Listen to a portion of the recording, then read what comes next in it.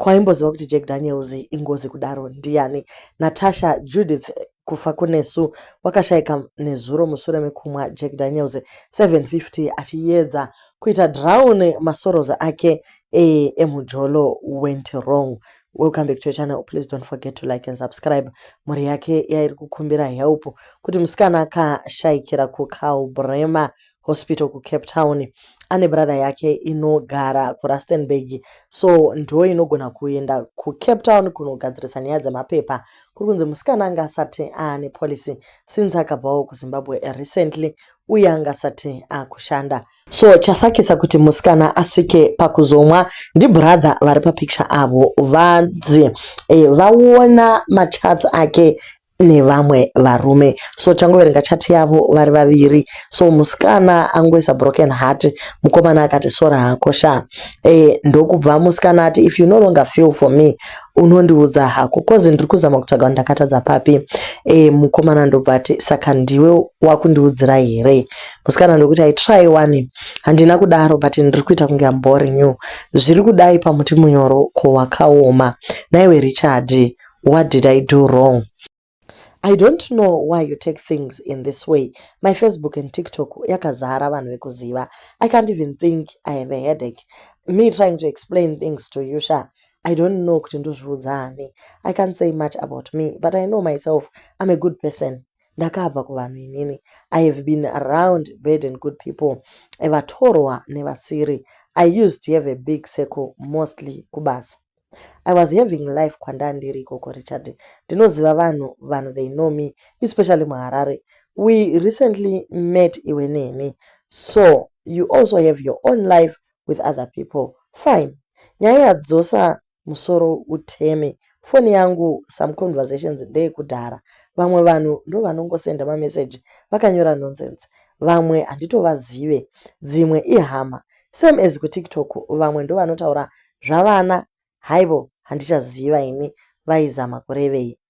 We are in the same page. Now, nyaya dzekuzivana ndo dzaifanira kuva takataura long time back.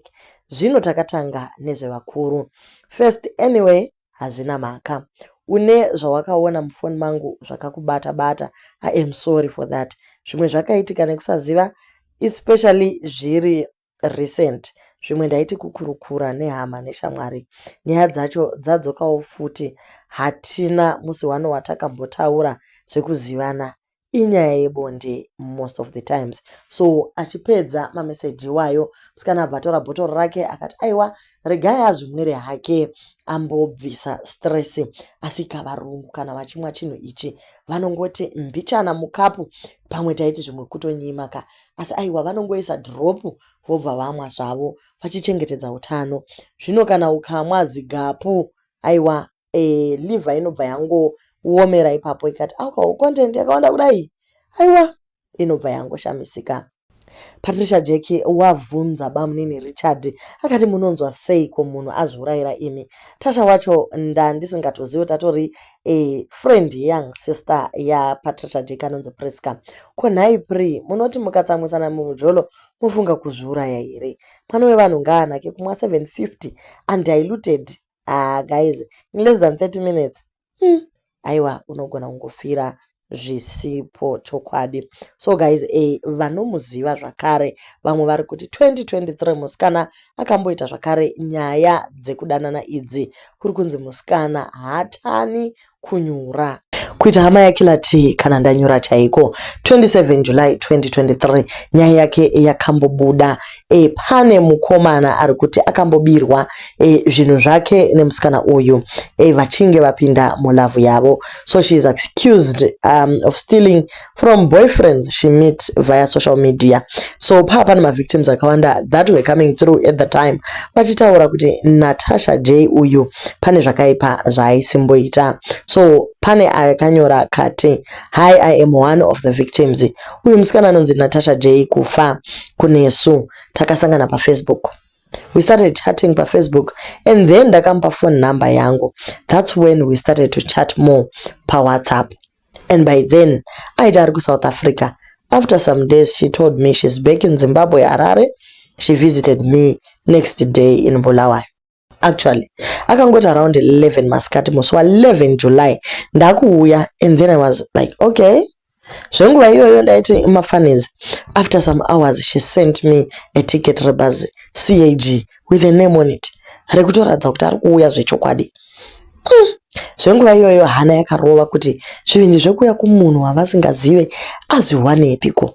I asked her kuti waudza vabereki vako kuti uri kumbonyatsoindepi chaicho. Akati ndavaudza kuti I am visiting a friend. Fast forward akabva asvika around 11 dzamanheru, sisi vatori nemabhegi. Nechimwe ndakati izvo kumusikana uyu atouya here kuMarriott naimi. Takabva tatora taxi tikaenda kumba. Following day makuseni, I told her I stay with someone, roommate, so you need to go back. She seemed like she didn't like the idea yekuenda. Akabva amborara zvake. Around 12 Wednesday 12 July ndakabva ndaenda kutown ndikamusiya. I met a neighbor there ndikamuti, if ukapedza zvauri kuita please go to my place and stay there kusvika ndadzoka. Neighbor akazoenda kumba around 5 p.m.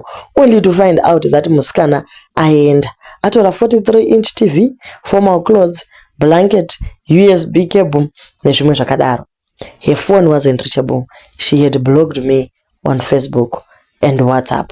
Ndokubva kwaiswa pikicha remusikana umwe chete iyeye ashaika. So pakaipa kuti tizive kuti life yake yanga iri yenjoda here kana kuti chiko chachi chimboitika apa. Guys, inyaya inorwadza zvikuru. So ndo zviri kuitika mastreets. Vaya vasati vajoina vana Doves nezvimwe zvakadaro, hezvi zvimwe zvinogona kuitika uchizvimwira zvako Jameson kana iJack Daniels ungoti zvinenge zvatoita zviomile for the people. Vanhu vakutoshaya kuti manje toita sei nemutumbi wemunhu uyu. Asi ngatidzidzei chinhu ichi. Vana vanoda kutsiurwa vashuwa. Ukarega mwana achingoita semombe yamashanga, kumagumo kune nyaya. Nesuwo vasikana ngatidzidze kuzvishandira, kwete kudhipenda nemaboyfriend. Usimbe hauna kwaunokusvitsa, hoyo anga akutoba. Nyaya zomuraya ndeyekuti boyfriend anga asisiri kumuda, anga akutoona senge life yake yatoguma. Hey, be independent asikana. Izvi hazvina hunhu izvi. But anyway guys, whatever she did kupast kwake hazvisina basa rese. Trikungoti dai vanhu vangomira kufambisa message dzerero mwana atanga abatsirika, vanhu vaenda kumusha kunoviga, then tozotaura yedu. Nekuti zvakatanga kudai so vanhu vanobva moyo wekubatsira zvakaoma zvokwadi. Kune vanogona kubatsira munogona kuenda pana Tasha Bay munowana nhamba dzebrother yake dzaatachwa ipapo, mokanda-kandawo masenti musikana ogona kunovigwa.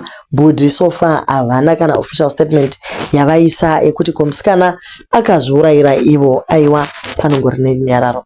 Do leave your comments on what you think panyaya.